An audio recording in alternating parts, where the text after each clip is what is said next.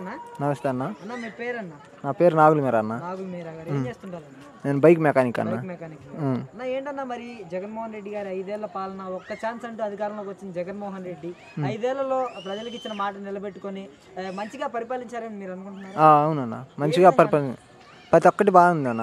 ప్రవేశపెట్టే పథకాలైనా అయినా, వాలంటరీ వ్యవస్థ అయినా, రైతు భరోసాలైనా, స్వచ్ఛాలయ వ్యవస్థ ఇవి మొత్తం బాగానే ఉన్నాయి అన్న. మరి ఏంటి పథకాలు ఇవ్వడం వల్ల ఉపయోగాలు ఏంటంటారు? ఉపయోగాలు ఎందుకు చాలా ఉన్నాయి అన్న ఉపయోగాలు. ఇప్పుడు లేని ప్రతి రైతు ఇప్పుడు 9 గంటల ఉచిత కరెంట్ ఇస్తాను కన్నా, ఇంతకుముందు టీడీపీ లేవు కన్నా.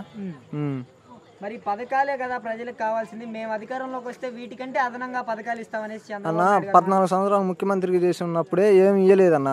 ఇప్పుడు అట్లా నమ్ముతారన్న జనం. మరి జగన్ ఇచ్చిన మాట నిలబెట్టుకోలేదు, ప్రత్యేక హోదా చేస్తానన్నాడు, రాజధాని అన్నాడు, ఏమీ చేయలేదు జగన్మోహన్ రెడ్డి అంటున్నారు కదా అన్న. ప్రత్యేక హోదా ఆయన చేతులదే అన్న, అది మోదీ గాడి కారిది. ఆయనకు ఢిల్లీ పోయినసారి అలా ప్రతిసారి పోరాడుతూనే ఉందన్న. ఇప్పుడు పవన్ కళ్యాణ్ పరిస్థితి ఏంటంటారు అన్న? ఆయన ఎక్కడ గెలవడన్నా, ఎక్కడ నించున్నా ఆయన గెలిచే పరిస్థితే లేదు. ఈసారి సీఎం అవుతా అంటున్నాడు కదా, అవమనన్నా అయినప్పుడు చూద్దామన్నా, తొందర ఎందుకు?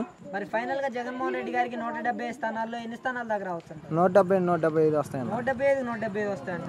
Okay, thank you.